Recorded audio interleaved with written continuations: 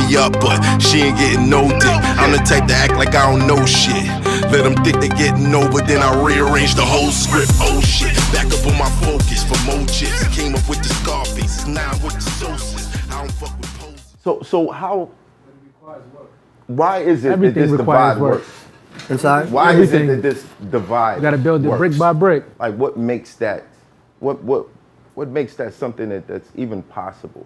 Because in your era, you had a circle. You guys probably had the first chain of groups or acts that worked together. Like Native Tongues is kind of similar to what Southern rappers started doing when New York rappers stopped doing it. You dig what I'm saying? Right. What causes that?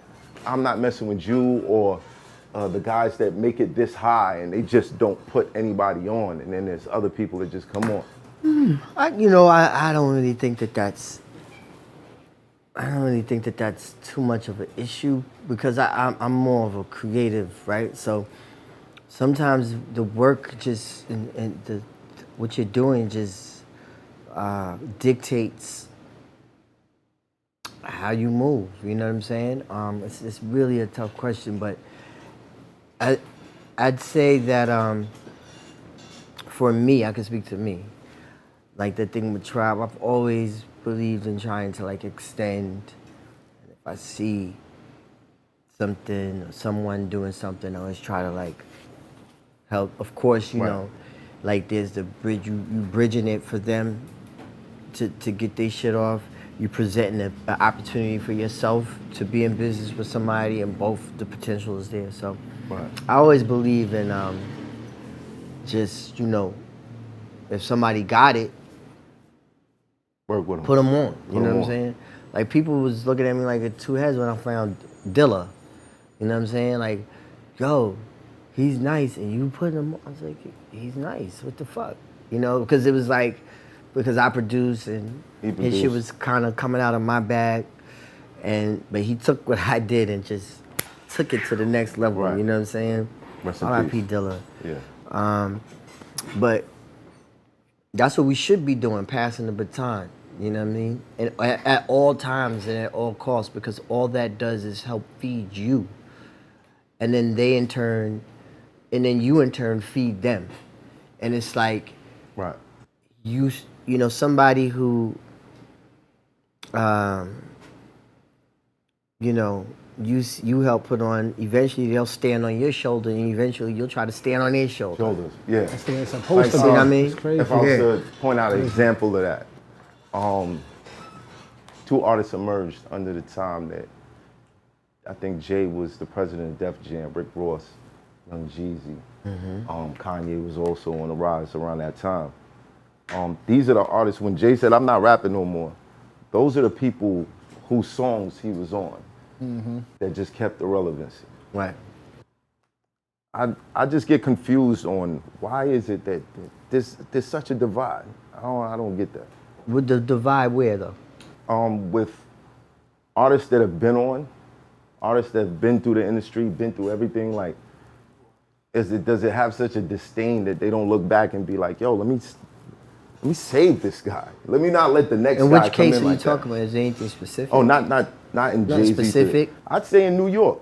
In New York, I'd say we had like a good, almost 2 generations of rappers that never brought anybody else up. Really? He's not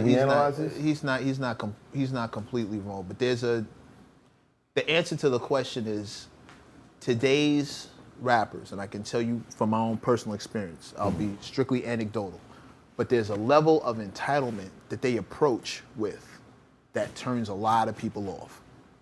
There's a need to fuck dues, fuck that, like I'm nice, put me on, and I'm special because I'm me. And I want this, that, and the third, and I deserve it because I'm me. And you can't find another nigga like me because I'm the illest because I'm me. That's what we just spoke But about. that's yeah. There's a shit ton of entitlement that I see the younger generation approach the OGs with, almost as if they're doing them a favor. But they approach him with business. This is not business. You're not worth anything. This is not business. That's how they approach you, though. You have, that's the artist. Look at me. You have no worth on paper right, to approach me from a business standpoint. There's no No, investment that's how I can make. I'm just saying that's how the artist is actually approaching it. This is why I'm giving you. I understand, Right. but most of that to me, He's telling you how the business it always is looking most at of it. that I can to me understand that. Always the sounds business like is looking ego. at it Right. You're coming at me from a place where you believe you're the greatest thing walking. You're nicer than Right. this dude. You're nicer, and I get those. I have those meetings. Yo, Mac, I'm nicer than Drake. Like Right. I think Kendrick is corny. Like I've heard Right. shit like that to my face. Right. Meanwhile, you're requesting a budget that's 6 times more than anything you've generated with your art. And you're telling me that these people are corny, and somehow you've stepped to me as if you're entitled to my information, my resources, my contacts, my relationships, my acumen. You're entitled to all of that Crazy. just because you're you. And you don't want to have to do anything to earn it. And as soon as I hear that, talent be damned, you sound like a headache. Crazy. You just sound like a headache. And I have my own headaches that I can give myself without taking yours on. Like I got my own burdens. I don't need to saddle Life is yours. too Like short. Yeah. rock with your ego. Yo. Like bro, that. And I hear a lot of when I'm in the gap, in the space between these younger artists, 25 and down, and the grown-up artists, as I like to call them, like 30 plus, who like It's more mature, been more doing polished, it. right? The idea. What did Q-Tip say to you just a few minutes ago? You see why I don't come out the house. Right. Imagine him coming out the house for a headache, to deal with an ego, to deal with, yo, I'm nice. I see what y'all did with all that old shit. Nice. Is he actually good? Is he actually good? And I'm making this argument gotta be because I was that that gotta be kid. proven. I was definitely that kid, and we was talking about this before the show started. Right.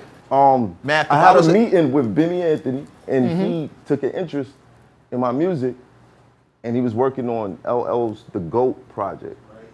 And Shout out to LL. Oh yeah. and I was very cocky because all I had to do was rap to people, and I could be in the studio with them. Foxy Brown, Benzino, whoever it was, if I rap to you, yo, you're nice.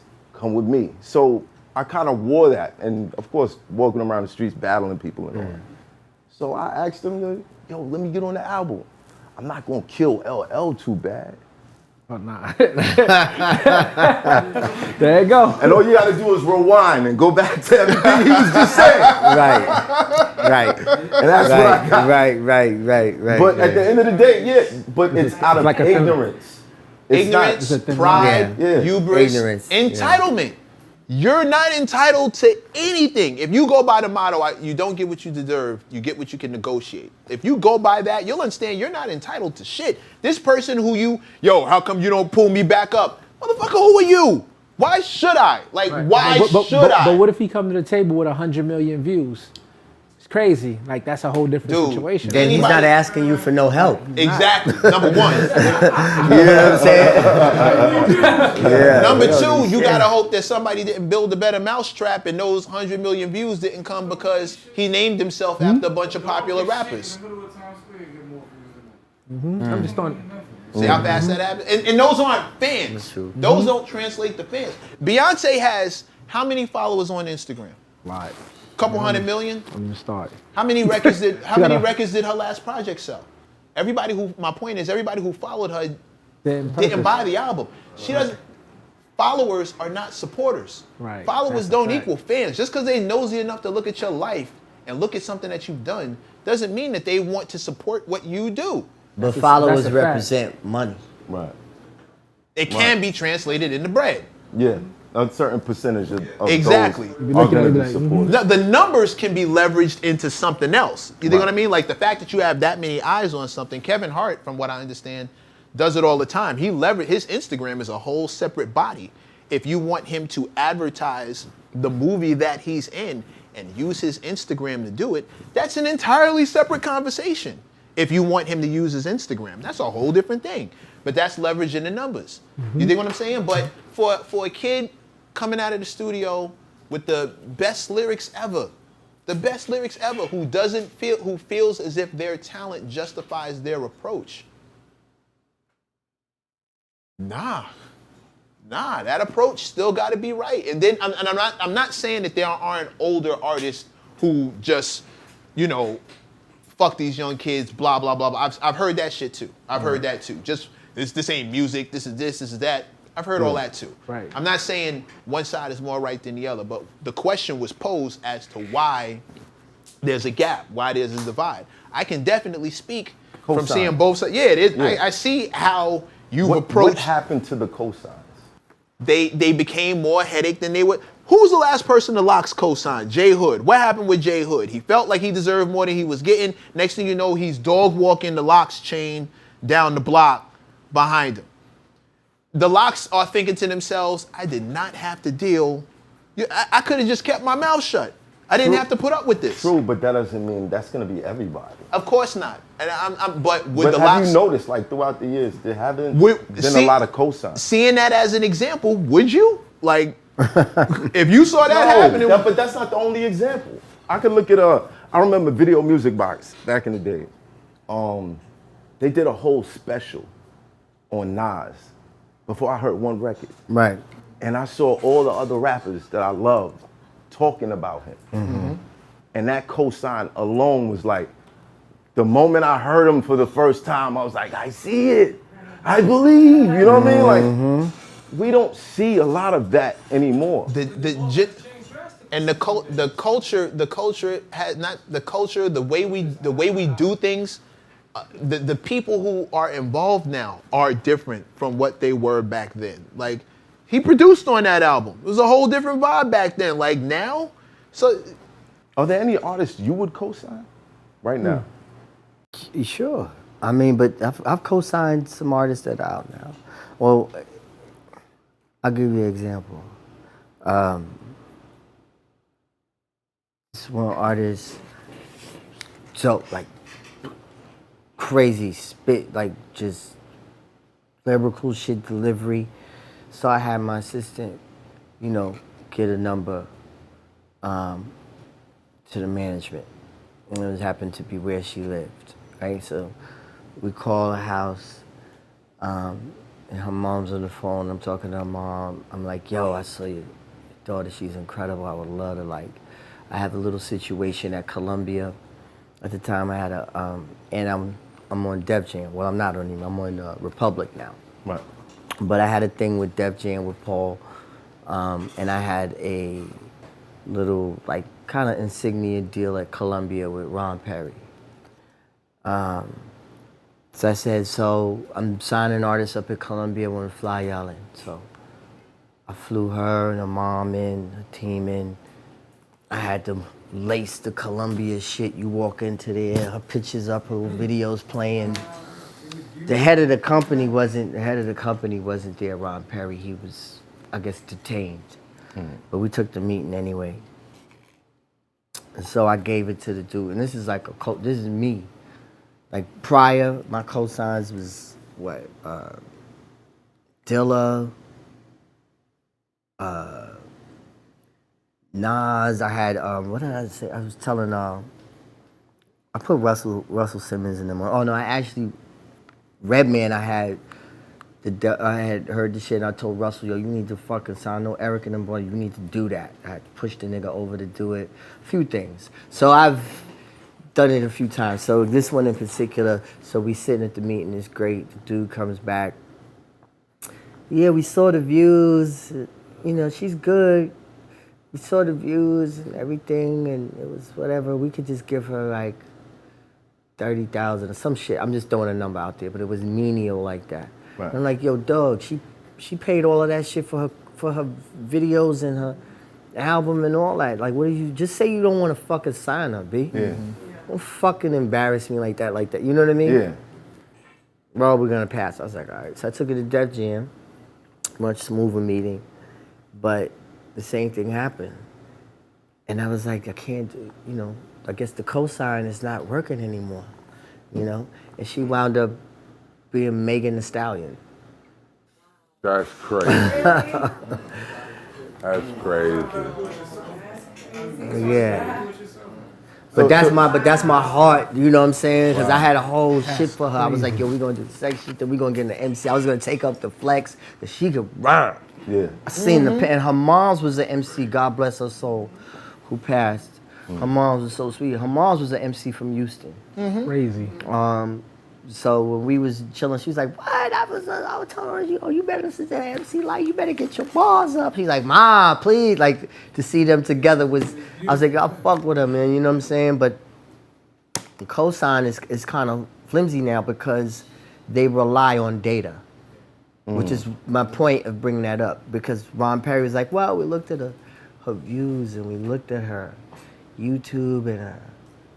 You know, we just feel like we could give her this. I'm like, don't fucking embarrass. Like, what the fuck? You know what I mean? So it's just. So I said, don't you see who she is? Right. Yo, I said, yo, she is going to be the wave. I was like, yo, what the fuck is wrong with you? So, And- is there ever a callback? Like, yo, you remember that girl that I brought up Nigga, here? you know I get her the fucking blues all the time. You crazy, nigga? Give him the blues. Y'all be sending the nigga Ron Perry shit on her or the fucking the cover of shit, Grammy'd out and shit. I'm crazy. always hitting them with that. Is it like, You know, look, I got shoulda it. listened. Yeah, yeah. But they're gonna respect it next time though. It didn't take her very long to blow up. Yeah, Nah, it nah. We didn't. brought her up there, and we was hyped.